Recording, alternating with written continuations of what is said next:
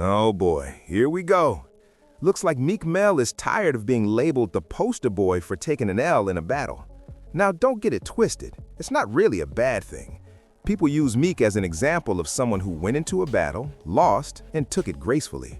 When he lost to Drake, he didn't file a lawsuit or drag it out, he took the loss and moved on. So every time people try to feel sorry for Drake, others say, wait, why are y'all feeling bad for him? Nobody felt bad for Meek when he lost. This comes after Jay-Z suggested maybe battle rap shouldn't be part of hip-hop.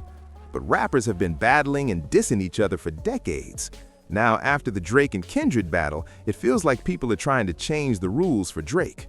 On The Brilliant Idiots, Charlamagne criticized Drake, saying he doesn't know how to move on. He blamed Drake for why things keep going, saying if Drake moves on, his fans will too.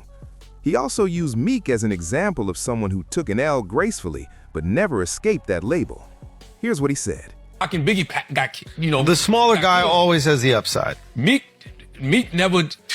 I don't know. What are you saying? I'm just saying. Like, Meek could have just kept doing music, but for some reason he didn't. Like, something was just off after the battle. You know what I mean? And he really, honestly, he didn't really He never recovered. Yeah, it's Well, strange.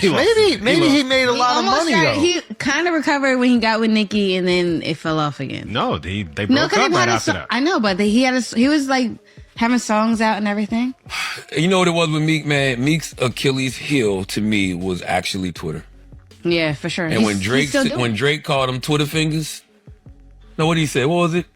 It was Twitter fingers, yeah, right? Twitter fingers. When he called him Twitter fingers, Trigger finger turned to Twitter finger. Trigger fingers turn to Twitter fingers, and it's just like every time Meek tweets, even It's now crazy, to bro. this day, It's crazy. It's pure and entertainment. I fuck with Meek. I think Meek does a lot for his community. You know, he's been a great, symbol for the city of Philly. I love what he does with reform, but I probably would have deleted my Twitter after Twitter fingers, and just flooded the streets with nothing but music. You're forgetting the Diddy stuff too.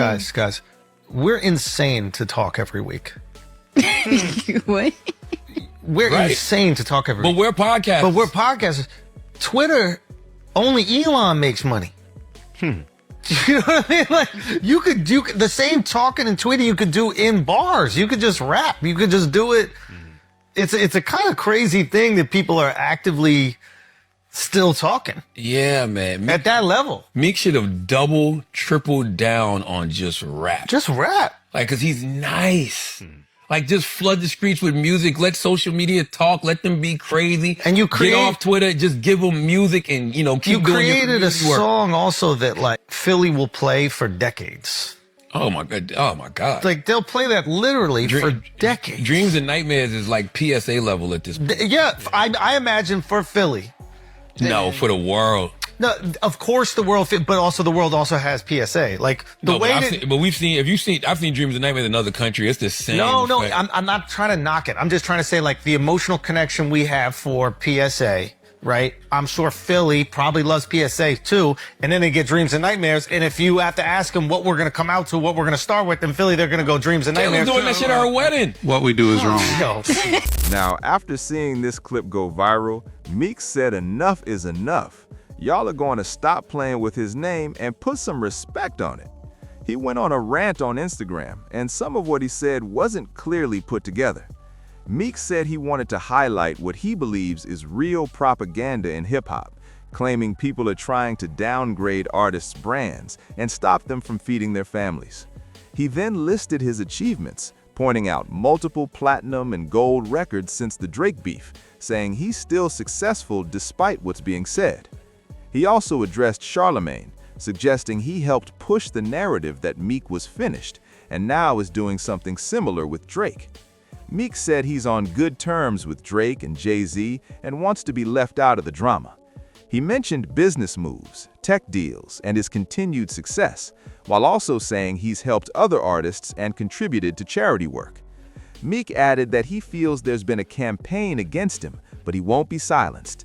He emphasized his impact, including his foundation and efforts to change laws and the probation system.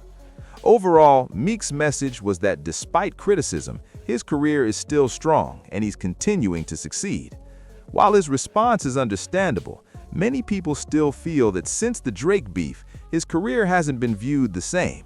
That doesn't mean he's fallen off, but perception does change after a loss, just like in sports. So what do you think about Meek's response to Charlamagne?